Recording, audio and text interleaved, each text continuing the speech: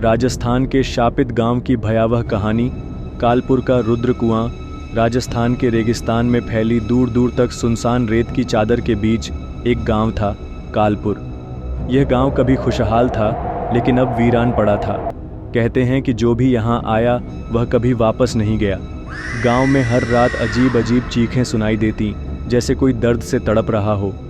लोगों का मानना था कि इस गांव पर एक भयानक श्राप था और इसका केंद्र था गांव का रुद्र कुआं।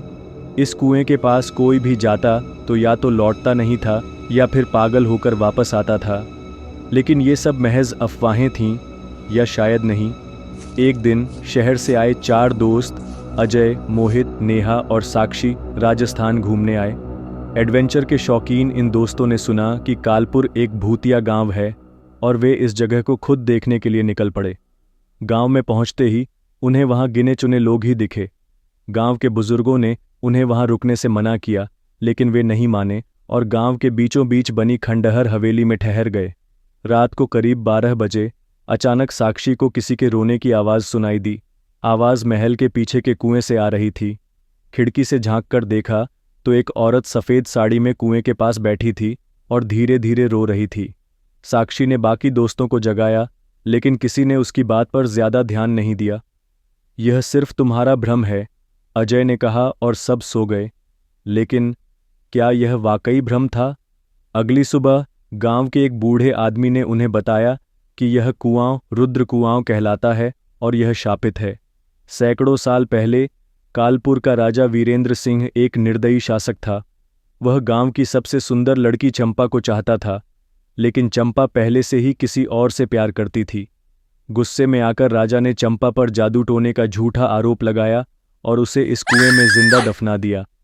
तब से उसकी आत्मा यहाँ भटक रही है और जो भी इस कुएं के पास जाता है वह गायब हो जाता है।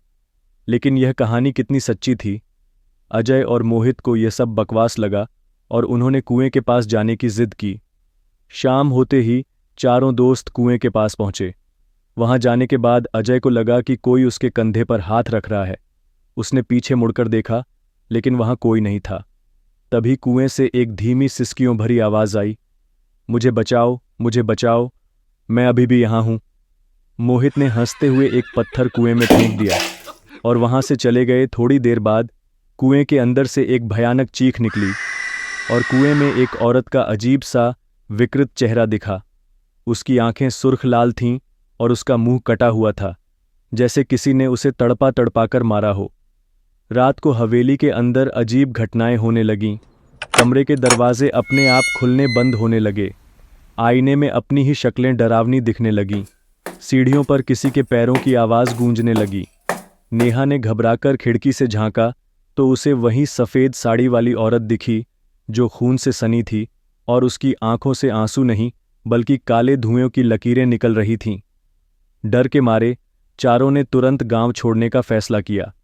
वे कार में बैठकर तेजी से हाईवे की ओर भागे, लेकिन रास्ते में कार अचानक झटके से रुक गई। मोहित ने बोनट खोलकर देखा, लेकिन कार में कोई खराबी नहीं थी।